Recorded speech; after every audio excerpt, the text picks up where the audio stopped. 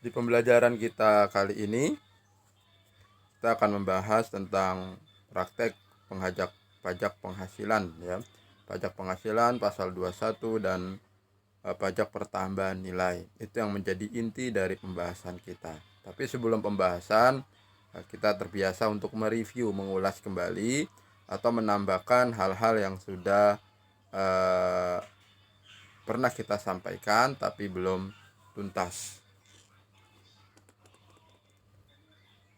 Ada 3 pembahasan yang akan kita jalani di dalam slide ini. Pertama, lingkup pajak.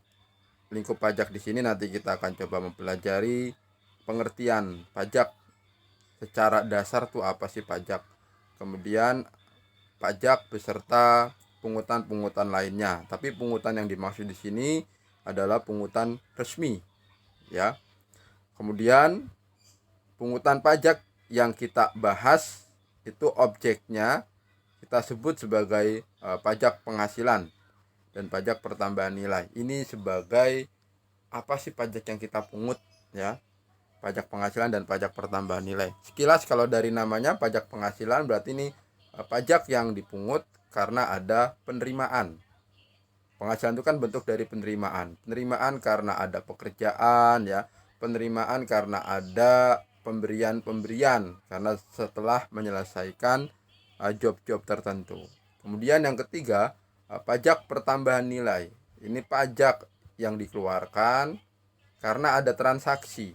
Arti pertambahan nilai di sini ya, ini bentuknya adalah pengeluaran tambahan. Contoh kita beli barang harganya 10.000, kemudian di situ ada PPN. PPN-nya 10% ya. Berarti 1.000. Jadi uang yang kita bayar itu sebesar 11.000. Itu maksud dari pajak pertambahan nilai.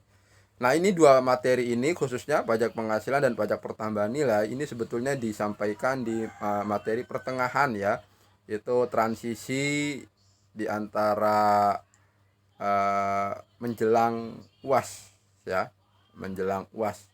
UTS ke UAS. Tapi ini kita majukan agar ini bisa menjadi gambaran karena kompetensi tingkat SMK itu minimal bisa mengerti pajak pertambahan nilai dan bisa menghitung ya pajak penghasilan juga. Pajak penghasilan nanti yang akan disampaikan PPh 21, 22, 23, 24 dan 25. Tapi kita dahulukan dulu di PPh 21.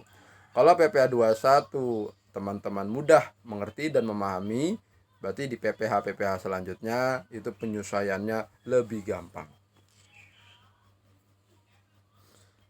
Definisi pajak dan penggolongan, definisi ini perlu kita ketahui ya, biar kita mudah untuk memahami apa sih sebenarnya pajak. Kemudian ada jenis-jenis pajaknya. Ya, ada jenis-jenis pajak. Pajak itu kan ada jenis pajak langsung, kemudian ada pajak tidak langsung, kemudian ada pajak subjektif dan pajak objektif. Nah, itu teori itu bisa teman-teman baca. Jadi kita coba utamakan teori yang ada perhitungannya atau teori yang langsung ada prakteknya. Ya, di sini kita akan langsung mempraktekkan pajak yang secara langsung. Pajak itu definisi yang kita ambil dari Prof. Dr. Ahmad Sumitro. Itu bentuknya pajak itu iuran masyarakat. Arti iuran masyarakat berarti rakyat siapapun itu tidak bisa menghindar dari kewajiban pajak. Siapapun rakyatnya. Baik itu dalam keadaan banyak harta atau tidak banyak harta, itu dia pasti akan membayar pajak. Contoh yang tidak banyak harta ketika dia belanja hal-hal yang kecil lah, di dalam belanja tersebut itu kan ada pajak juga. Walaupun sifatnya juga kecil ya. Kalau misalkan belanjanya 10.000 ya pajaknya 1.000. Ya kalau belanjanya 10 juta ya berarti pajaknya 1 juta. Jadi mengikuti besarnya hal yang dibelanjakan. Iuran tersebut itu disetorkan kepada kas negara. Kas negara ini dipegang oleh Kementerian Keuangan ya. Jadi setiap pajak yang kita bayarkan atau yang kita store langsung nanti kalau kalian sudah bekerja itu langsung tertuju ke kas negara. Jadi pengelolaannya diatur oleh negara. Dan pajak ini itu berdasarkan undang-undang. Artinya kalau ada yang melanggar pasti akan dikenakan sanksi, baik pidana atau denda. Kalau sita juga bisa ya. Kalau denda itu besarnya apa ya? Besarnya nominal. Kalau pidana yaitu kurungan ya. Dengan tidak mendapatkan jasa timbal balik, berarti setelah kita membayar pajak, kita tidak mendapatkan manfaat langsung dari pajak yang kita bayar. Kalian nanti membayar pajak besarnya 500.000. Setelah kalian bayar pajak, ya kalian tidak akan mendapatkan langsung manfaatnya. Tapi jumlah dari semua pajak yang dibayarkan oleh masyarakat itu dikumpulkan sama negara. Di periode berikutnya itu bisa berubah jadi fasilitas jalan, jadi fasilitas umum, dan bisa juga itu digunakan untuk bantuan-bantuan. Seperti yang saat ini ada ya, bantuan langsung tunai, itu juga sumbernya dari pajak.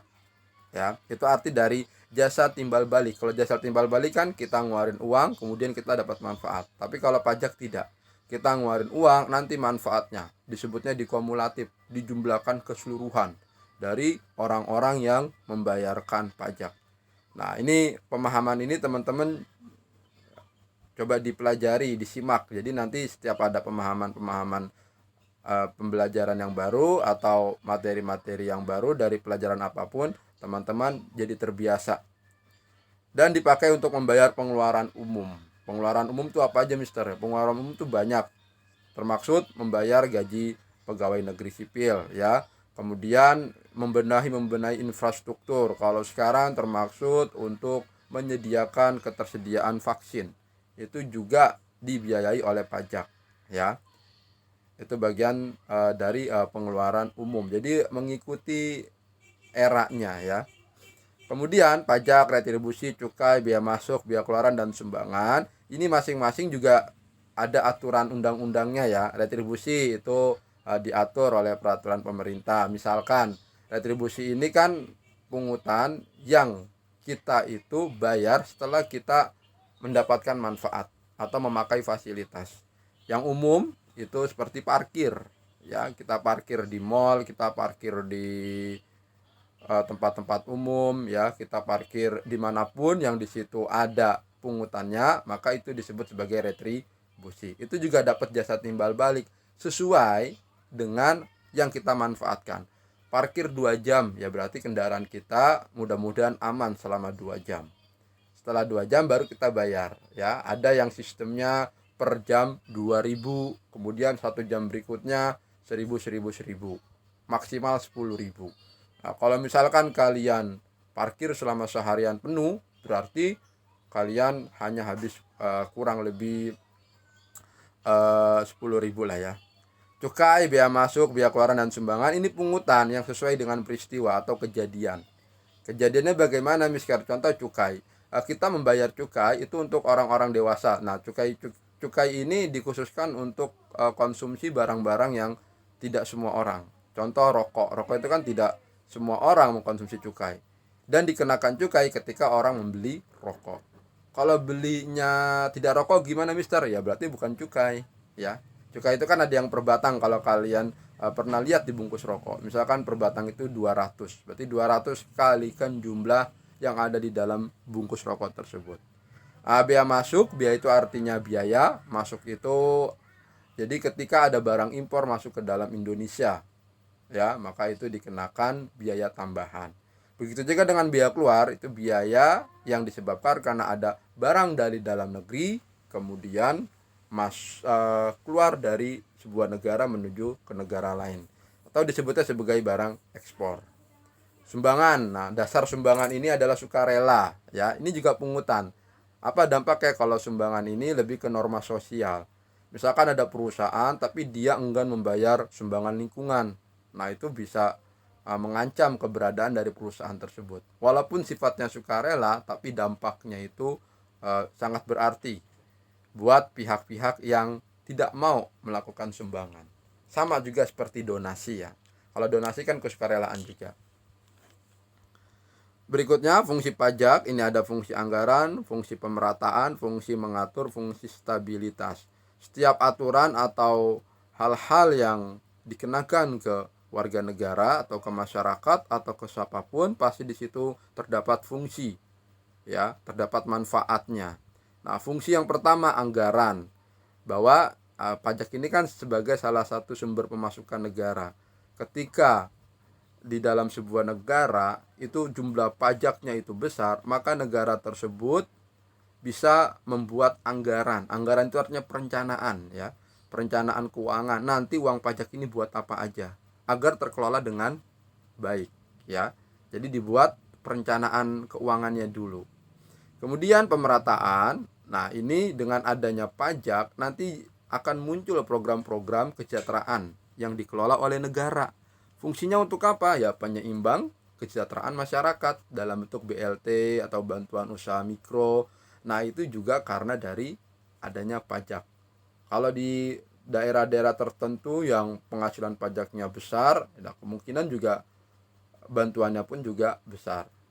Fungsi mengatur alat pembuatan kebijakan nasional. Jadi di dalam, kalau di ilmu ekonomi ya, itu ada pembuatan anggaran kira-kira dari besarnya pajak setiap kota, ya, itu untuk pemberian APBD itu berapa persen. Contoh, APBD Bekasi dengan APBD Jakarta itu tentu lebih besar APBD Jakarta. Kenapa, Mister? Ya, karena jumlah pajak yang diperoleh dari Jakarta itu juga besar. Nah, pada saat jumlah pajak yang diperoleh itu besar, itu mempengaruhi kebijakan. Kebijakan ada namanya kebijakan yang sifatnya wilayah dan kebijakan yang sifatnya nasional. Kalau kebijakan nasional ya berarti hubungannya dengan APBN. Maka teman-teman dulu mungkin pernah mendengar adanya tax amnesty, ya. Itu bentuknya apa? Peringanan pembayaran pajak.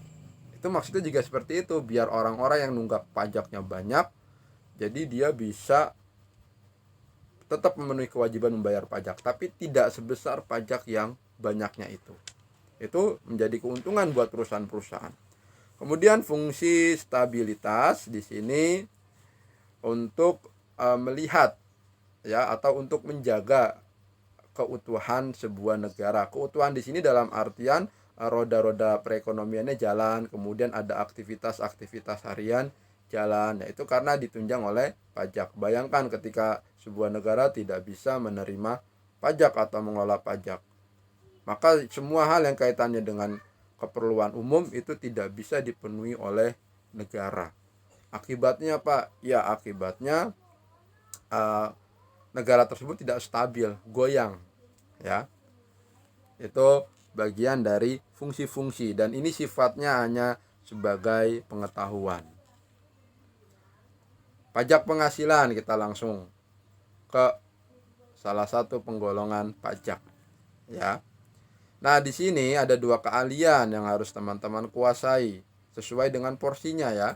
Jadi diutamakan yang PPh 21 dulu, WP. WP itu apa, Mister? Wajib pajak. Nah, wajib pajak yang dimaksud di sini adalah wajib pajak orang pribadi, ya. Besar penguasaannya berapa? 60%. Karena kalau dari wajib pajak orang pribadi kalian bisa menguasai, maka untuk perhitungan pajak seterusnya itu kalian gampang. Wajib pajak orang pribadi, jadi di dalam pajak ini agak unik, ya, penyebutannya PPh pasal 21, 22, 23, 24, 25. Itu dari siapa yang membuat, Mister? Itu yang membuat Kementerian Keuangan. Terus di bawah Kementerian Keuangan itu ada Direktorat Jenderal Pajak, ya. Ini hanya penyebutannya aja, karena kalau ditanya kamu bisa hitung PPh gak? PPh apa dulu? Karena PPh itu tidak satu. Oh, PPh 21 bisa. Nah, PPh 21 ini fokusnya adalah pengelolaan penghasilan, ya, pengelolaan penghasilan yang diterima oleh tenaga kerja penuh, harian atau lepas. Kalau tenaga kerja penuh itu bisa kita sebut sebagai karyawan tetap mungkin, ya. Jadi karyawan yang dia kerja atau tidak kerja tetap mendapat gaji yang jumlahnya sama.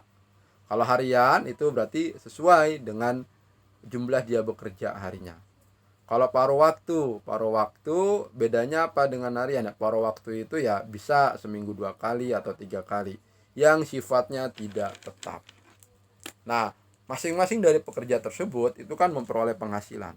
Pada saat memperoleh penghasilan, disitulah ada potensi untuk dikenakan pajak, ya, kemungkinan bisa dikenakan pajak. Maka nanti di dalam pengenaan pajak itu ada namanya nihil, ya, ada namanya nihil. Kalau nihil itu berarti dia tidak dikenakan pajak, ya, tidak dikenakan pajak. Kenapa Mister tidak dikenakan pajak? Karena lebih besar ininya, PTKP-nya, ya. Nanti ada istilahnya PTKP. Berikutnya PPh 21 badan 40% hasil pendapatan usaha selama 1 tahun peredaran bruto. Ya, jadi ini khusus untuk perusahaan-perusahaan. Perusahaan itu perhitungan pajaknya tahunan. Maka nanti kalian di komputer akuntansi Mayop juga mempelajari, ya, cara melihat laporan akuntansi secara 1 tahun. Pada saat secara 1 tahun, di situ di bagian pendapatan atau penjualan terdapat peredaran bruto. Nah, itulah yang disebut peredaran bruto atau kalau omset itu ya bisa juga disebut sebagai omset, ya, peredaran brutonya. Nah, penguasaannya diharapkan teman-teman bisa 40%. Nah, untuk awal kita fokus ke PPh pasal 21. Kita fokus ke PPh pasal 21. Nah, di sini Pak Anton bekerja di perusahaan terbuka. Setiap bulan mendapatkan gaji 6 juta, tunjangan transport, dan kinerja. Sebentar, ini ada yang kelewatan, maaf teman-teman. Nah, ini dasarnya dulu, ya, dasar perhitungan pajak penghasilan. Jadi bentuknya adalah skema. Skema itu berarti ada langkah-langkahnya, ada urutan-urutannya. Urutan yang pertama berarti teman-teman mengkelompokkan dulu, merinci, ya, atau menandai apa saja yang termaksud penghasilan. Penghasilan itu kan sesuatu yang diterima. Diterimanya apa, Mister? Ya, harus dalam bentuk uang. Karena ada penghasilan dalam bentuk jasa, ya. Kalau dalam bentuk jasa tidak dimasukkan. Contoh, kalau dalam bentuk jasa tuh perusahaan memberikan antar jemput. Nah, antar jemput itu jasa. Tapi kalau perusahaan memberikan uang transport berarti bentuknya uang. Jadi yang digolongkan di penghasilan rutin bentuknya uang. Pertama apa? Gaji pokok. Kemudian tunjangan dalam bentuk uang. Misalkan Mister, dia tidak ada tunjangan, hanya gaji pokok doang. Ya sudah, ditulis gaji pokok, ya. Pokoknya yang dikategorikan sebagai penghasilan. Kemudian dikurangi pengurangannya biaya jabatan dan iuran pensiun yang dibayar sendiri. Nah, istilah biaya jabatan ini adalah istilah ketika seorang karyawan itu menerima penghasilan. Ketika seorang karyawan menerima penghasilan, maka total penghasilan kotornya itu atau penghasilan bruto dikalikan 5%. Ya, maksimal hasilnya 500.000. Seandainya biaya jabatan 5% dikalikan penghasilan brutonya itu hasilnya 600.000, maka yang ditulis 500.000. Ingat teman-teman, ya, kalian lihat hasil dari biaya jabatan. Kalau hasilnya lebih dari 500.000, maka yang ditulis 500.000. Kenapa bisa begitu, Mister? Nah, di sini ada ketetapan yang diberikan oleh Direktorat Jenderal Pajak bahwa biaya jabatan itu maksimal 500.000. Iuran pensiun, ini iuran pensiun kenapa jadi pengurang? Karena ini iuran pensiun yang dibayar sendiri oleh karyawan. Bagaimana seandainya dibayar oleh perusahaan? Berarti tidak menjadi pengurang, ya. Jadi ini untuk iuran pensiun yang dibayar oleh diri sendiri atau karyawan. Nah, misalkan Mister tidak ada pembayaran iuran pensiun, itu bagaimana? Ya berarti tidak dikurangkan, ya. Jadi cukup biaya jabatan aja. Kemudian penghasilan bruto dikurangi biaya jabatan dan iuran pensiun, dapat penghasilan neto. Penghasilan neto itu artinya penghasilan bersih karena sudah dikurang-kurangin. Nah, setelah sudah dapat penghasilan neto, ya, penghasilan neto tersebut dikalikan 12 bulan. Nah, ini kenapa kok 12 bulan? Karena di dalam penghasilan tidak kena pajak, itu jumlah tarifnya, itu jumlah tarif yang 12 bulan. Maka kalau mau dikurangkan, ya yang mengurangi itu harus 12 bulan juga, ya. Jadi yang menguranginya apa? Penghasilan neto setahun dikurangi WP menikah tanggungan maksimal. Ini ada istilahnya PTKP, penghasilan tidak kena pajak. Ini bentuk dari toleransi, ya. Toleransi yang diberikan kepada setiap karyawan bahwa ada loh penghasilan-penghasilan tertentu yang tidak dikenakan pajak. Pertama apa? WP. WP itu siapa? Si karyawan itu. Setiap karyawan yang punya penghasilan disebut WP. Maka setiap karyawan tarifnya 54 juta. Ya. Setiap karyawan itu adalah WP. Berarti setiap karyawan tarifnya 54 juta. Kemudian menikah. Lihat status karyawan tersebut. Kalau misalkan single bagaimana Mister? Ya, jadi cukup 54 juta aja. Tapi setelah di dalam soal atau nanti pada saat kerja ada statusnya menikah, berarti ditambahkan 4.500.000. Ya. Kemudian tanggungan di sini artinya yang ikut sama si pekerja tersebut atau si karyawan tersebut. Kalau yang segaris atau sedara itu kan anak, ya. Anak yang hasil dari garis sedara itu anak, kemudian ada orang tua, ada ibu, ada adik. Maksimal 3. Misalkan anaknya 4 Mister. Kemudian ada ibu bapaknya. Ya berarti yang dihitung maksimal 3. Ya, anaknya 4, ibu bapaknya dan kakaknya ya, itu ada 3. Jadi 7. Bukan 7. Bukan 7 kali 4.500.000, tapi 3 kali 4.500.000. Ingat maksimal 3. Setelah itu ditambahkan 54 juta ditambah 4.500.000 ditambah 4.500.000, ya. Hasilnya silakan nanti teman-teman kalikan. Kemudian penghasilan neto setahun dikurangi PTKP. Dapat hasilnya PKP. PKP itu penghasilan kena pajak. Jadi di dalam teori perhitungan PPh 21 teman-teman harus sudah mengerti PTKP itu apa, PKP itu apa. Apa aja yang masuk ke dalam PTKP? Pertama wajib pajak, kedua status menikah atau belum, ketiga apa menikah atau belum menikah, ketiga tanggungannya berapa. Ya, itu yang ada di dalam PTKP. Kemudian setelah sudah dapat PKP-nya dikalikan tarif Undang-Undang Pasal 17. Kita langsung simulasikan, ya. Jadi karena pajak ini materinya lebih ke praktikum, setelah dijelaskan teori langsung praktek, dijelaskan teori langsung praktek, ya. Metode kita kan ini ya tutorial jarak jauh. Jadi teman-teman kalau yang masih belum paham diulas kembali materi ininya. Contoh di sini Bapak Anto bekerja di perusahaan terbuka. Berarti statusnya di sini kalau kita lihat dia karyawan. Kenapa Mister? Gaji dan dapat tunjangan-tunjangan. Karena kalau belum karyawan, ada kemungkinan perusahaan-perusahaan tertentu tidak memberikan tunjangan. Setiap bulan mendapat gaji 6 juta. Tunjangan transport 1 juta, tunjangan kinerja 1 juta. Nah, 1.500.000. Yang perlu teman-teman ingat tadi, langkah pada saat membuat PPh 21 itu mengelompokkan apa dulu. Setelah itu lihat ada kewajiban apa saja, ya. Kewajibannya kita lihat di sini ada membayar iuran pensiun 200.000. Statusnya menikah, mempunyai 1 anak. Nah, ini ceritanya kalau teman-teman di kantor ya cukup saja minta biodata singkat dari setiap karyawan, itu kelihatan ya biasanya status terbarunya apa.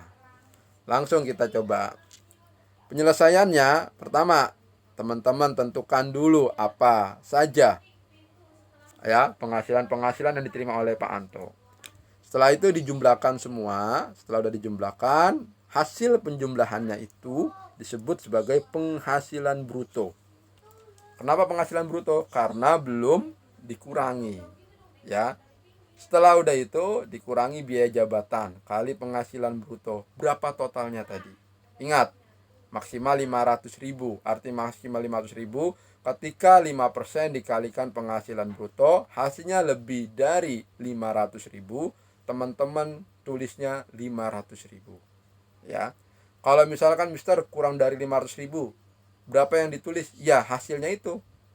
Hasil dari penghasilannya itu. Jadi jangan 500.000 ya. Kalau kurang dari 500.000, misalkan 5% kali sekian-sekian, hasilnya 450.000. Ya berarti ditulis 450.000.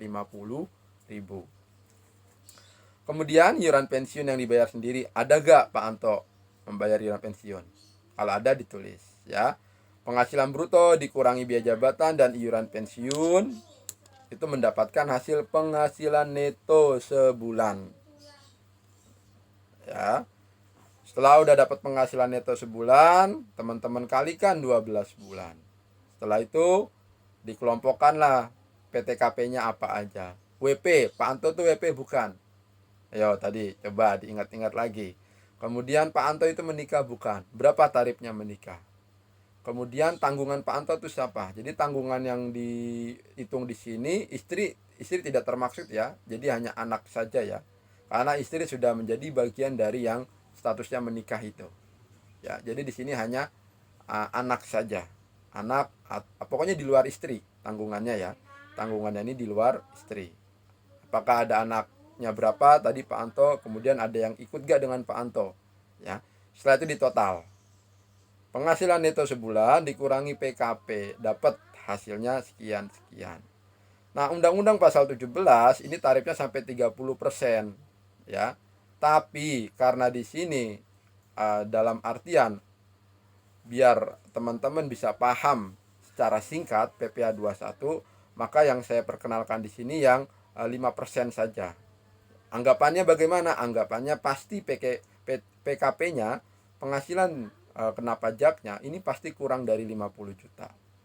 Ya, jadi lihatnya di rumusnya di sini pada saat PKP-nya misalkan 40 juta, berarti 40 juta kali 5%. Ya.